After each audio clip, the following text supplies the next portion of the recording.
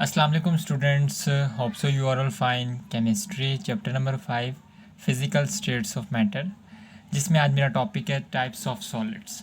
Before starting my lecture, अगर आप मेरे चैनल पर नए हैं तो please subscribe, like and share my channel.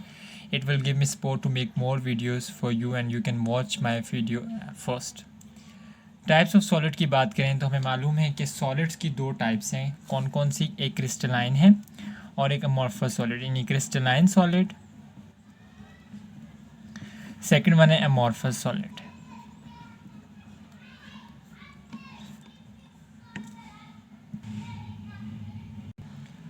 सबसे पहले हम देखते हैं क्रिस्टलाइन सॉलिड को। तो क्रिस्टलाइन सॉलिड ऐसे सॉलिड होते हैं जिनमें orderly repeated 3 dimensional arrangement of particles होती है। नाम से ज़ाहिर है crystalline solid. For example crystal की बात करें, जैसे आप डायमंड को देखें तो उसकी जो शेप होती है वो 3 डायमेंशनल होती है।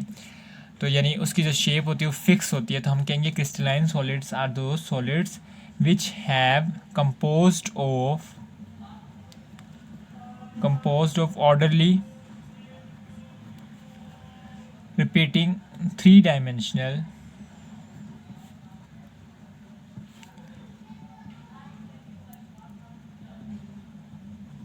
arrangement of particles।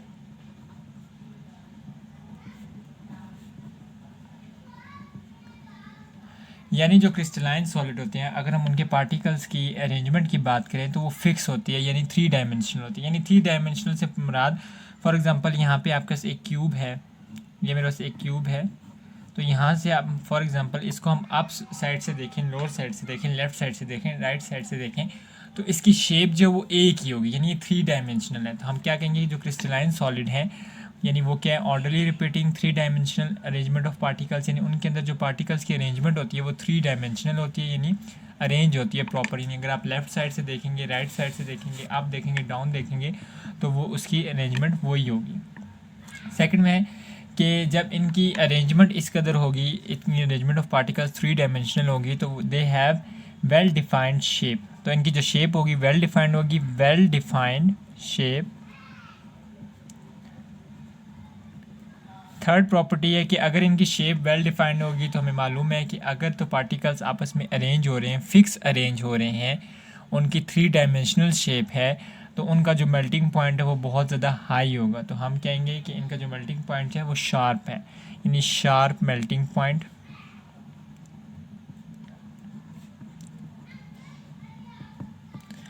फोर्थ इसकी प्रॉपर्टी, यानी हम एग्जांपल की बात करें तो इसमें एग्जांपल आ जाएगी NaCl की, सोडियम क्लोराइड। सोडियम क्लोराइड की अगर हम स्ट्रक्चर की बात करें तो उसका स्ट्रक्चर 3 डायमेंशनल होता है। उसमें जो मॉलिक्यूल्स होते हैं, जो पार्टिकल्स होते हैं, उनकी जो पोजीशन होती है वो फिक्स होती है, वो रिपीटेड अरेंज होती हैं, इसलिए इसका मेल्टिंग पॉइंट भी काफ़ी ज़्यादा होता है। ठीक है जी, तो ये इसकी क्या एग्जाम्पल है।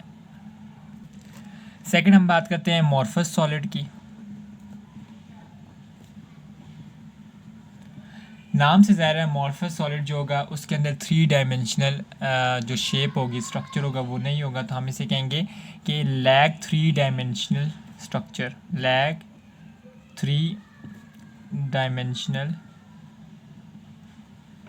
Arrangement of particles.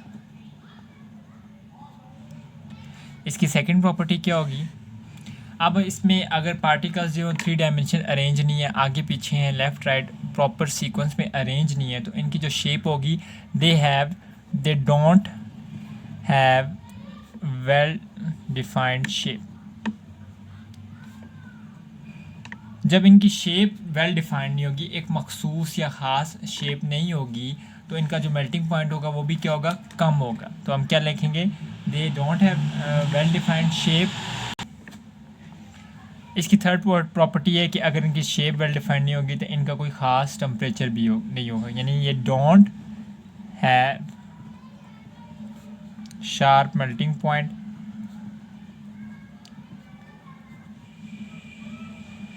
इनका कोई ख़ास अगर टेम्परेचर नहीं होता तो ये ग्रेजुअली क्या होते हैं, सॉफ्टेंड होते हैं, यानी आहिस्ता आहिस्ता ये पिघलते हैं। कोई ख़ास या मखसूस इनका टेम्परेचर मेंशन नहीं होता, ग्रेजुअली सॉफ्टेंड। और फॉर एग्ज़ाम्पल इसकी जो एग्ज़ाम्पल है वो हमारे पास है, इसकी जो एग्ज़ाम्पल है हमारे पास वो है प्लास्टिक की। और ग्लास की। फॉर एग्जांपल आप ग्लास को या प्लास्टिक को अगर मेल्ट करते हैं तो वो किसी खास टेम्परेचर में मेल्ट नहीं होता, लेकिन वो आहिस्ता आहिस्ता पिघलता है, यानी आहिस्ता आहिस्ता अपनी फॉर्म चेंज करता है। यानी फॉर एग्जांपल हम ये नहीं कह सकते कि ग्लास जो है वो 100 पे जाके मेल्ट होता है या 80 पे मेल्ट होता है। वो ग्रेजुअली किसी भी टेम्परेचर पे धीरे धीरे मेल्ट हो रहा होता है। और हमें मालूम है कि जब ग्लास जो है वो मेल्ट हो जाता है तो उसकी कोई फिक्स शेप नहीं होती।